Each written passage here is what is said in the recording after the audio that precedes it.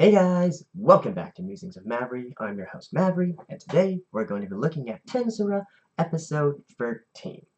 So, in the last episode, we got some big revelations. We now know the composition of the Orc army, why they're so strong, because they're led by an Orc Lord, who has the special, unique ability, the Starved, and that presents some unique tactical problems, which you cannot handle through conventional military tactics. So that's a part that I'm very interested to see how Rimuru is going to resolve the situation. Is he going to use brute force or is he going to use some tactics? And hopefully we can also see him and the rest of the Kijin and others in actions, because it's been a long time since we've had a proper fight, right? I don't see Gupta beating up Gabiru as a proper fight, to be honest. And speaking of Gabiru, we're also going to see whether or not he does have a chance to redeem himself, or he's just going to be eaten by the orcs and become an unfortunate victim of his own stupidity.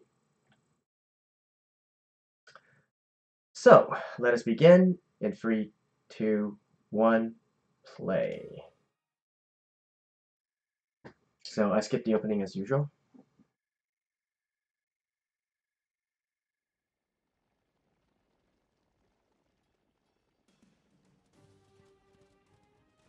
Alright, so last we saw they were 3 days out.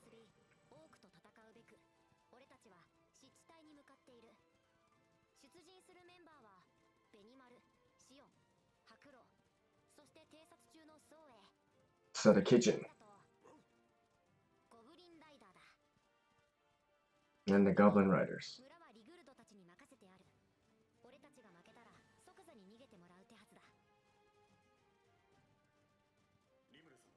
Oh, so this is the totality of the reinforcements?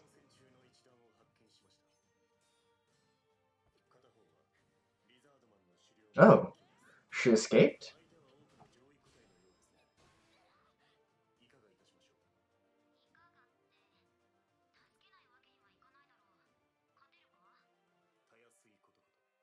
Badass.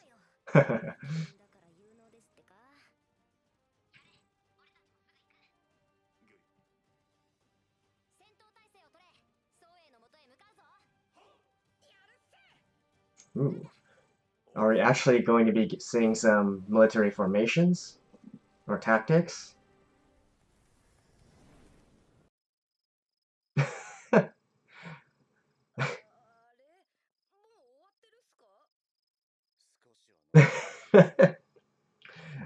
Badass.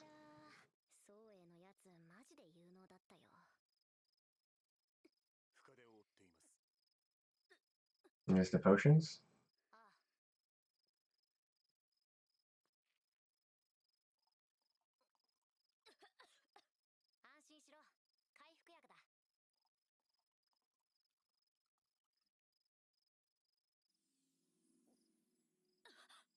Whoa.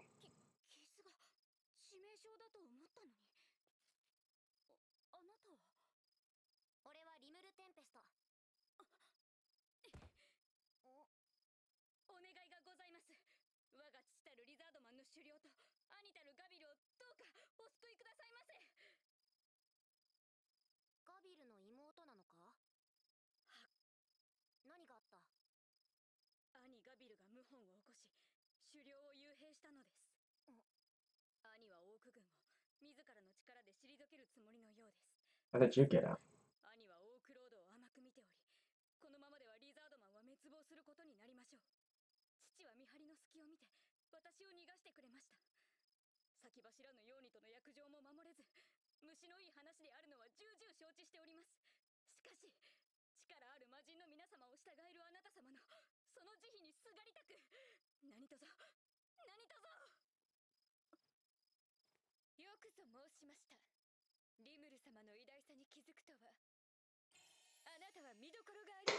What?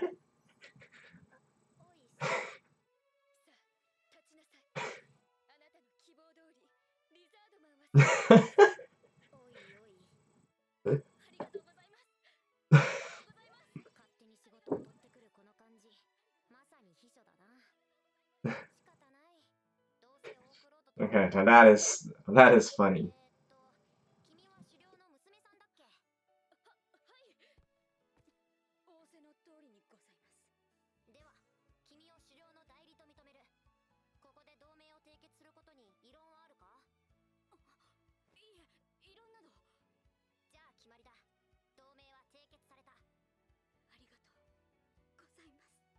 Hmm.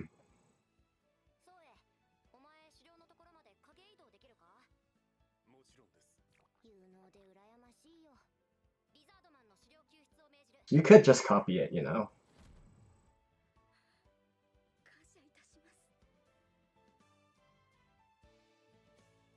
Although, can he copy Zoe's skill?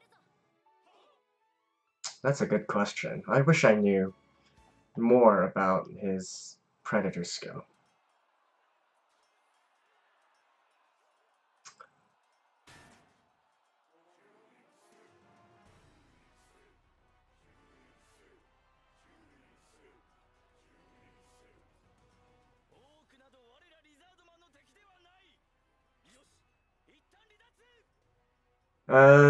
No dude, you can't use hit and run tactics.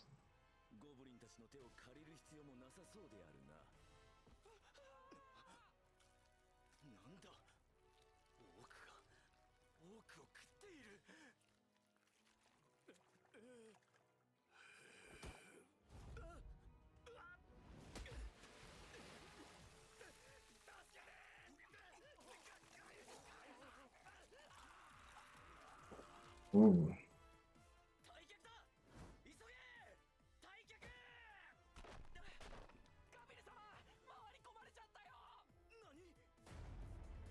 Ooh.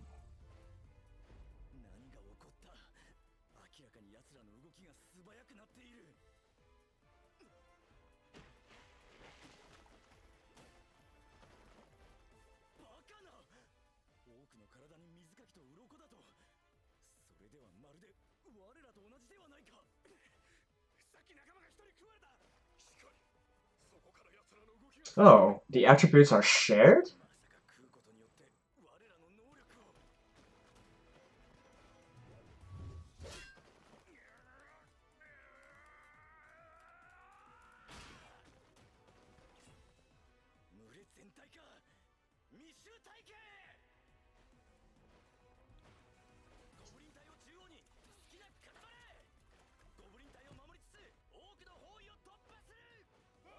Yeah, he does seem to be a competent commander.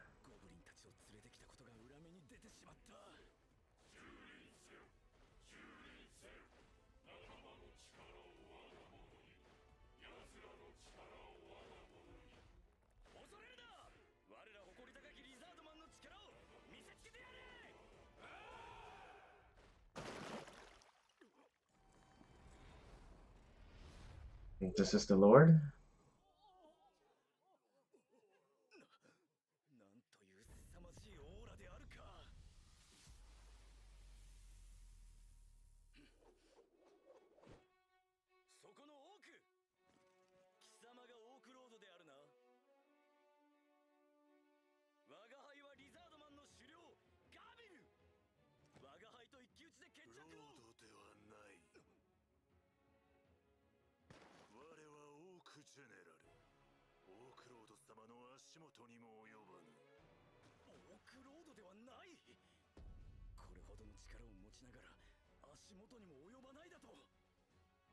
Yeah, the first step to acceptance is to know your limitations.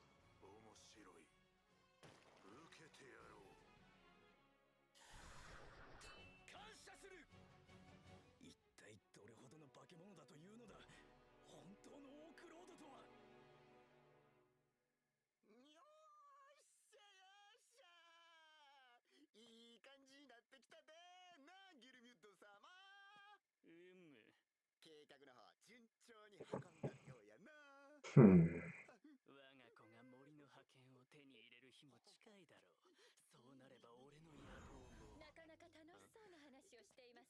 Oh, the Dryad?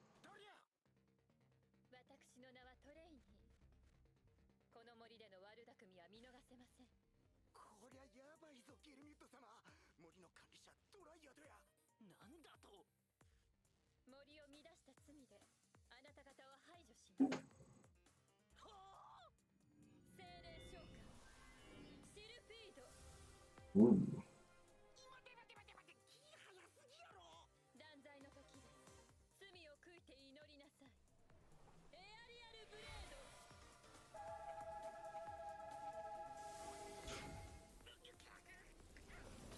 Yes, aerial blade. It's more like atmospheric pressure manipulation.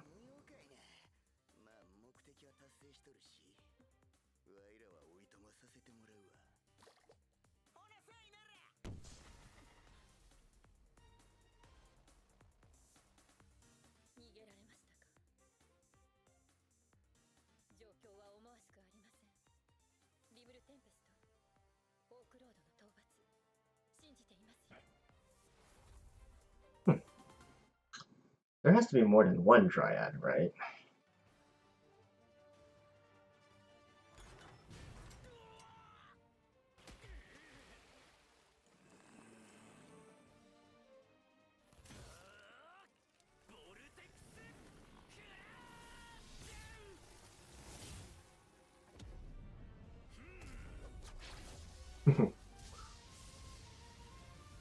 Alright, now that's a good fight.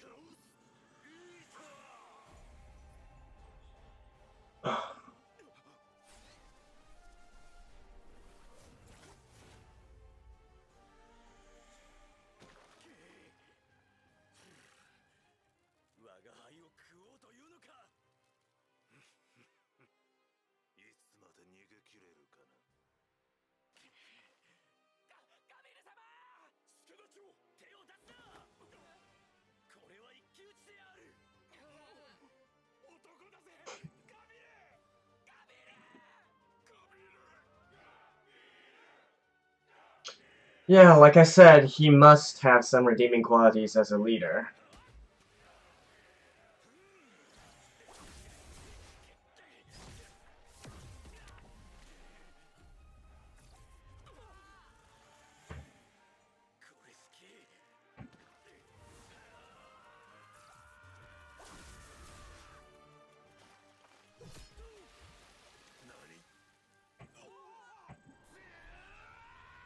Oh.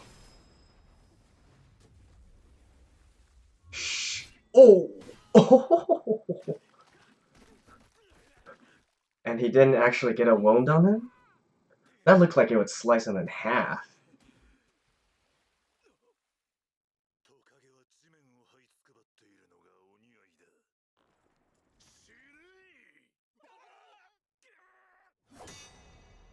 Ooh, who's here? Datta?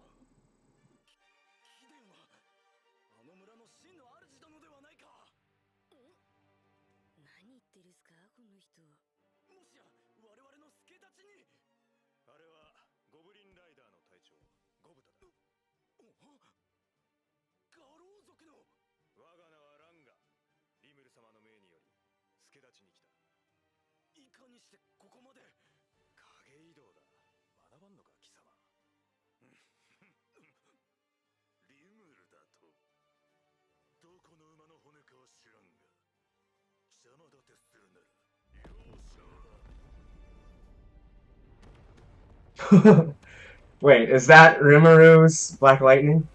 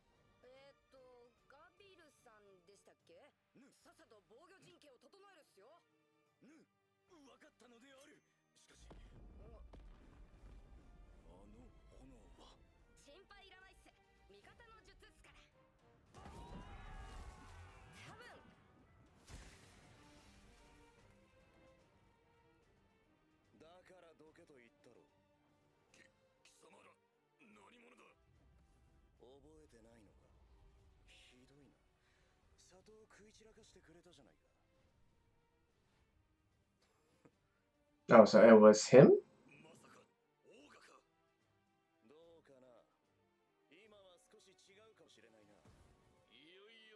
Yeah, it was him.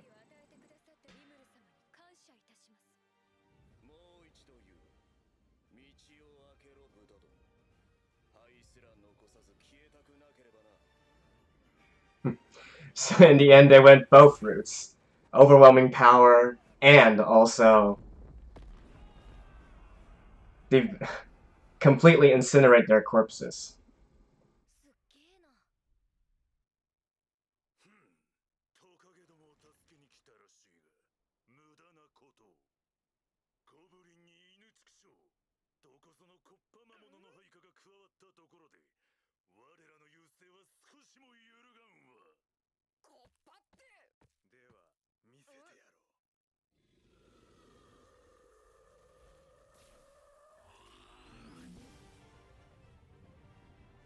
Lightning?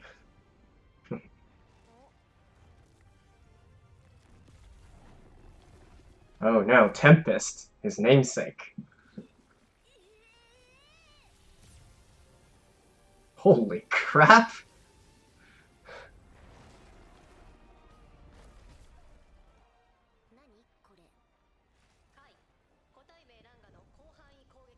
Deathstorm? You have some very disgusting subordinates, Rimuru. Oh my god.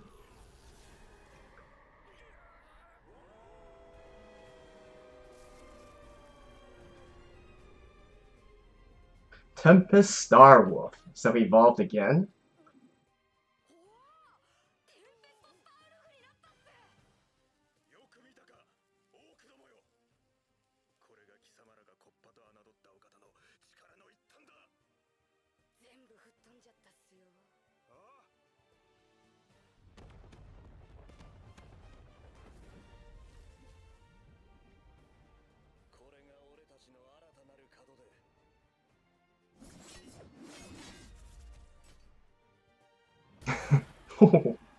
Dang.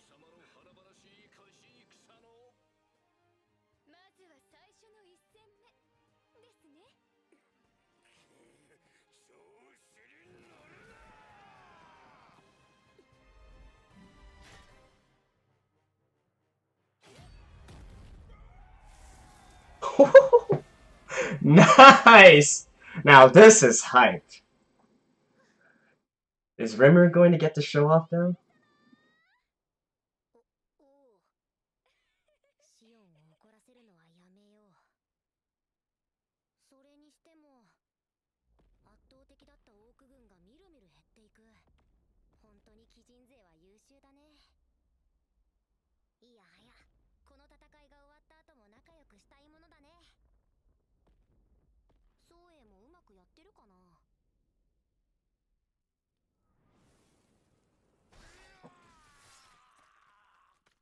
Hmm?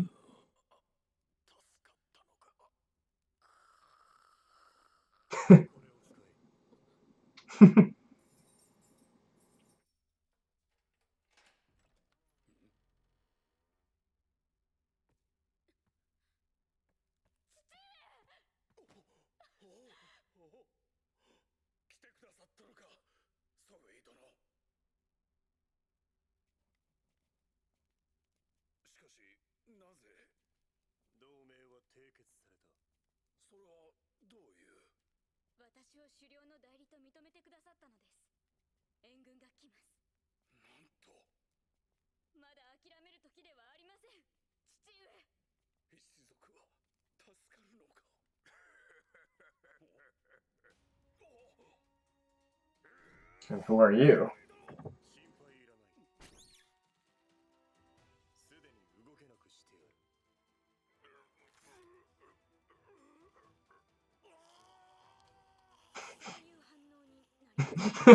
Like father, like daughter?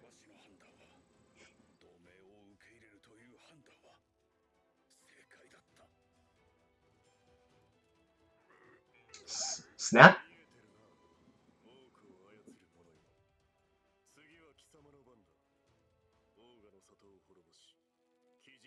に回したこと、せいぜい後悔するがいい。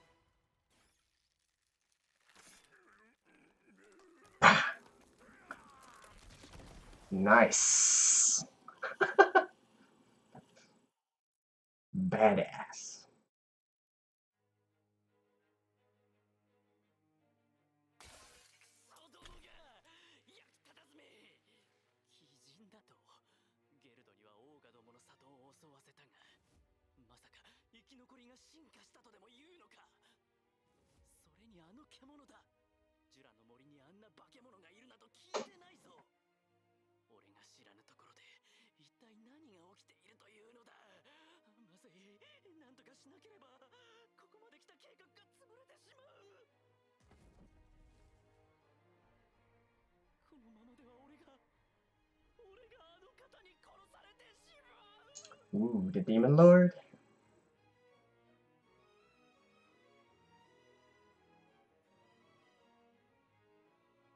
So it is the original one? Okay.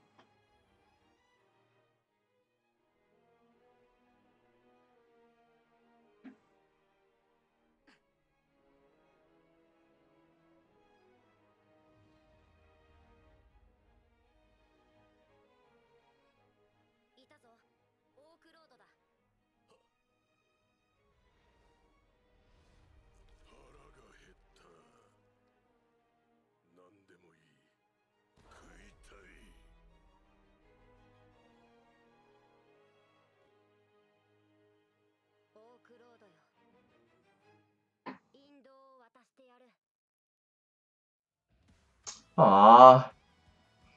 Well, I guess that was to be expected. Damn it! I'll see you guys in a second. And that was episode 13.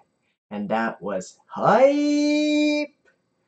Dang, now that episode was sorely needed, and it was everything I really wanted for such a long time in regards to this series, and that is some badass fighting and ass whooping, right? So finally, we were able to see the Kijin in action, or at least most of them anyways, and they are every bit as, well, actually, hold that thought. To me, they completely blew my expectations. Like, they are strong as hell, right? I mean, I'm assuming that people or monsters that can destroy an entire army aren't exactly running around in the streets with plentiful abundance, right? It should be fairly rare to get this kind of level of power. Unless that is the case. If that's so, I stand corrected. But I'm assuming that that's not the case, and this kind of level of power should be rare, right? So again, that just goes to show how much more OP Rimuru himself is, because he's genderless, right? Anyways, himself is, because all he really did was name the Oni and the direwolves and the goblins, right? So if just by naming them, obviously I'm not entirely sure about the naming mechanic, but I'm assuming that it's because it's specifically Rimuru who named them, that they're also able to continuously evolve or strengthen their powers in such a way. Like, since the Lord Gilmet guy who went around naming people, his subordinates don't show this kind of level of power. So definitely it's something to do with Rimuru. So you can only guess like how much more powerful Rimuru himself is. Yeah, no complaints there. I absolutely loved how they showcased each person and how they each had them fight a little bit. Even Renga as well, right?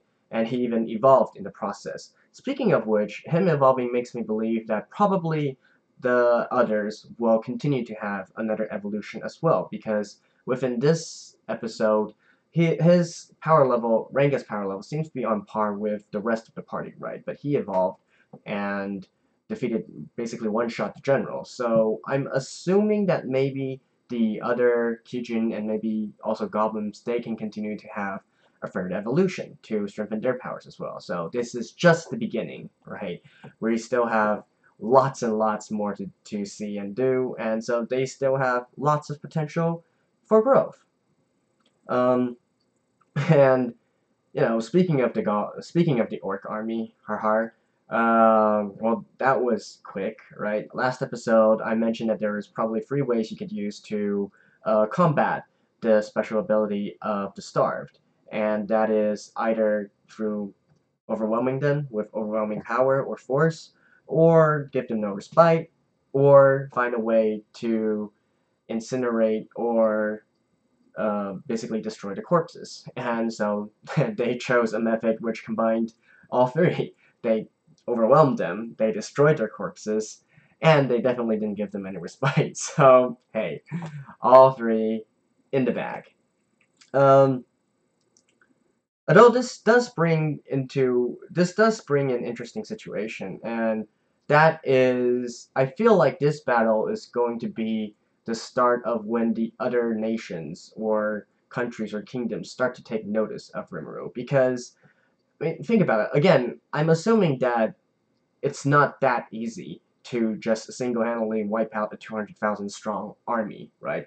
Especially since this 200,000 strong army seems each individual orc seems to be even stronger than the equivalent lizardman, and I'm assuming the equivalent human.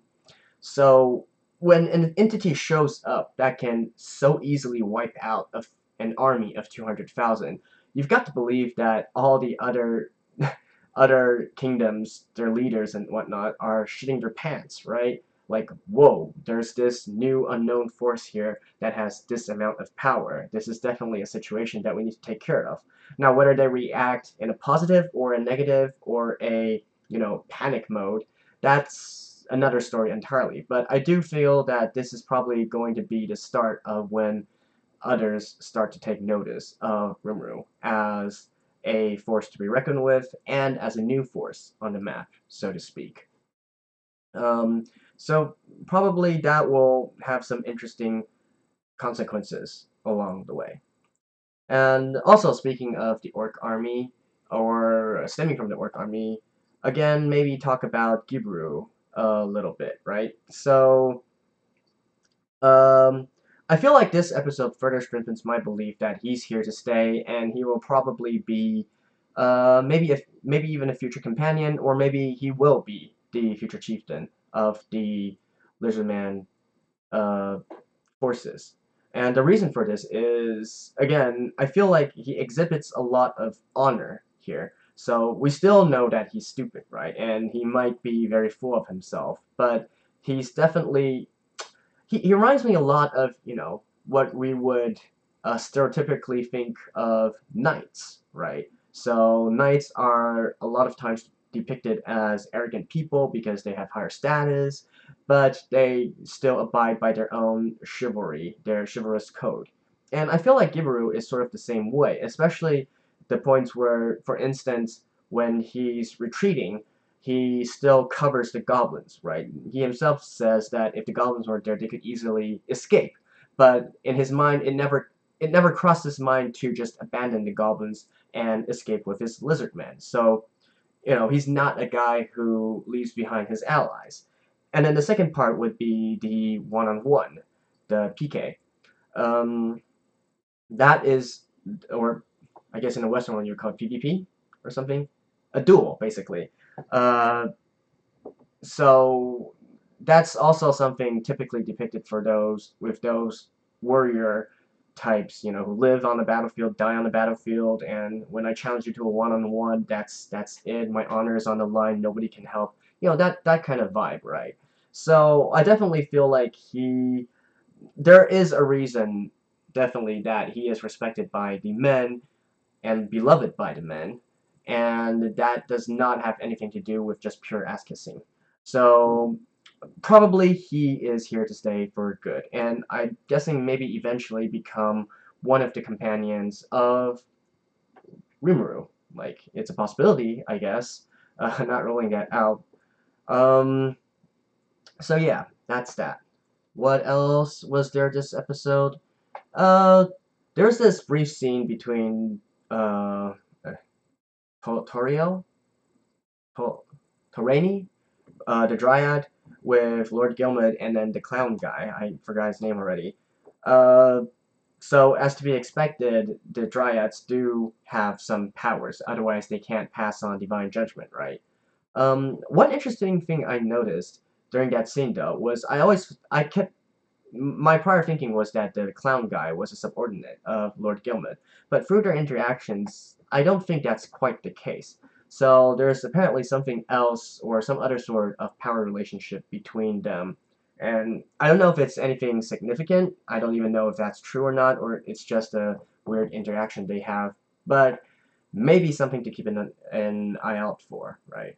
And so the the Demon Lord, sorry, makes an appearance, and he seems to be confident and knows everything and whatnot. But I feel like he definitely did not factor in Rimuru into his equations. He's probably gonna get a very rude awakening, so to speak. And so yeah, that about covers the episode. Like I said, no complaints here. Maybe some complaints about Gibroo having too much screen time, but this is, I guess, it involves his lizardman, so it's sort of like his arc, if he is a recurring character, I guess. So whatever. And also, I feel like some of the skills were translated a bit. How should I say, not quite adequate. Like for instance, the aerial attack that the Dryad's spirit used. That I feel like something more like a compression attack or you know or a pressure attack might have worked better since what it was essentially was a compression of air and then forced into a blade. So aerial attack, not quite feeling it. And another part is with Renga's attack, his AoE, where they called it Death Storm, I believe, even though, judging from the kanji, it's Black Lightning Storm. So I guess Death Storm does sound a little bit better than Black Lightning Storm, but Death Storm just feels so ambiguous, and you can't really tell the attributes of the attack from that alone. So I feel like those English translations could have maybe been a bit better. I'm not sure if this is the case in the original light novels or this is the work of the translation team. But anyways, just some very minor points. It doesn't really matter in the big scheme of things. So yeah, that was it. Great episode, and I definitely want to watch the next one as soon as possible to watch Rimuru kick some ass next. However, just as a heads up, next week's episode will probably be uploaded a little bit later. It is New Year's after all, so I'm probably not going to be able to do my recordings as I will be out of town. So yeah, it is what it is. It'll probably be delayed by, I don't know, I'll try to get it within 2 days, I guess. But in any case, sit tight, I guess. And so that has been episode 13. This has been of Tensura. This has been Maverick, and I'll see you guys next time.